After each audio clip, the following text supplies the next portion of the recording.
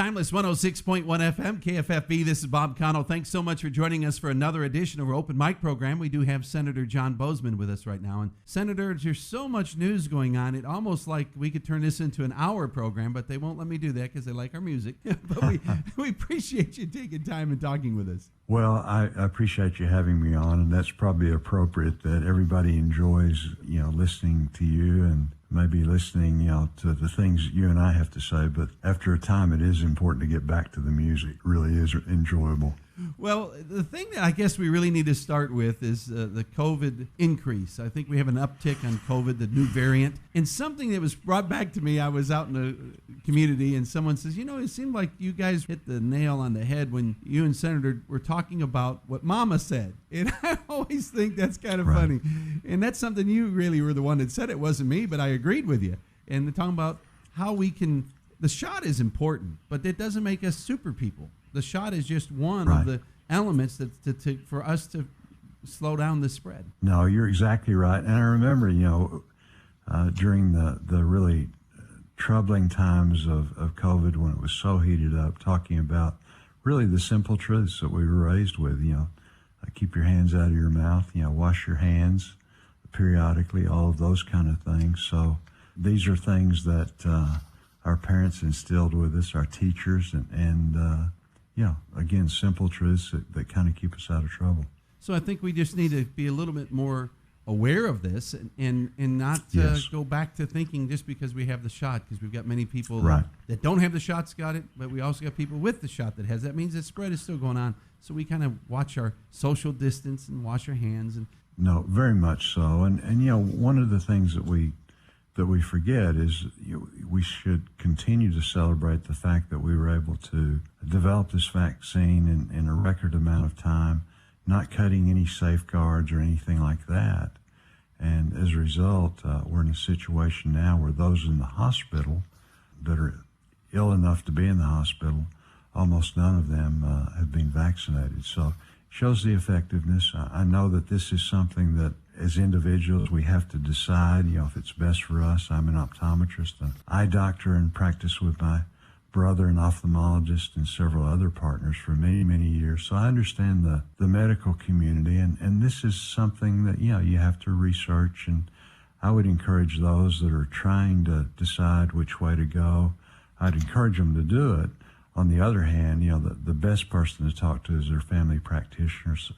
Somebody that they have absolute trust in as to why they should get it done. I think it's the quickest path back to normalcy, and it's good that we're seeing, the fact that it is working in the sense that I know that you have friends, I have friends that have actually acquired the virus after having the shot, but they don't seem to be ill enough that they need to go to the hospital and things like that. So there's significant protection to acquiring the shot. And again, like I say, it's the quickest path back to normal. I want to be in a football stadium, shoulder to shoulder, in the near future, cheering Arkansas on again as we play Texas. And again, that's how you do those things in a safe way. Talking about news, it seems like COVID is always up there, but another one is Senator Chuck Schumer is always on there talking about infrastructure, and he has his own opinion. And I really thought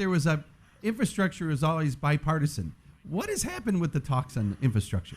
Well, first of all, you have to figure out the definition of infrastructure. And you have Senator Schumer, again, talking about infrastructure. Well, it turns out that when they proposed their massive $2.3 trillion bill, only 6% of it had anything to do with roads and railroads and runways and things like that. It was all of this other stuff that all of a sudden home health care and child care all of a sudden became human infrastructure. So we've got them back on track in that regard.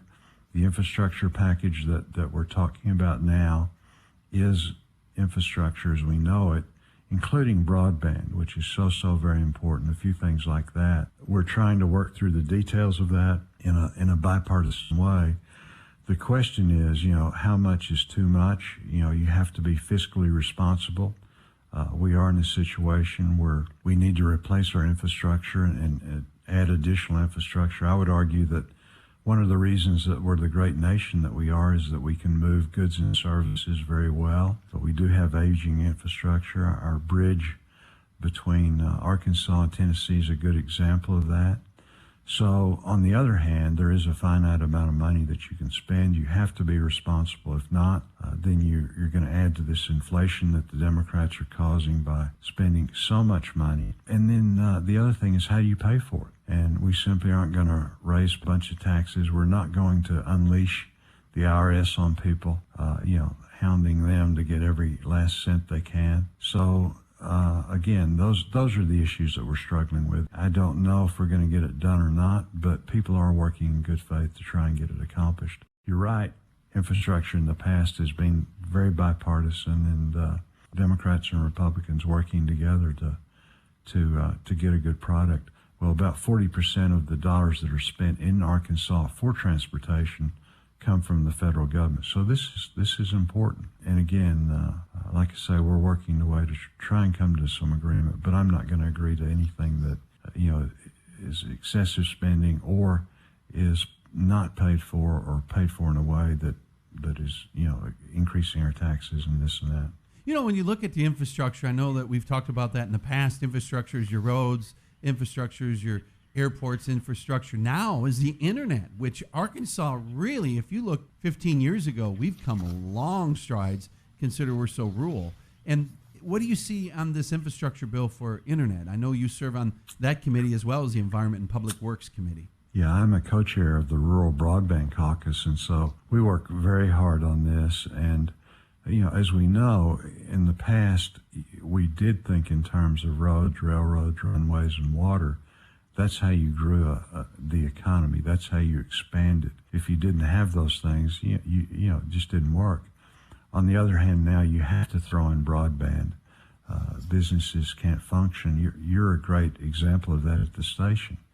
You think of all of the technology you use that relates to that. Our farmers now, so much of the technology that makes them more productive, helps them do things in a good way that doesn't adversely affect the climate, again, increases their yields. A lot of that is based on broadband technologies. For lots of different reasons, it's something that we need to push forward.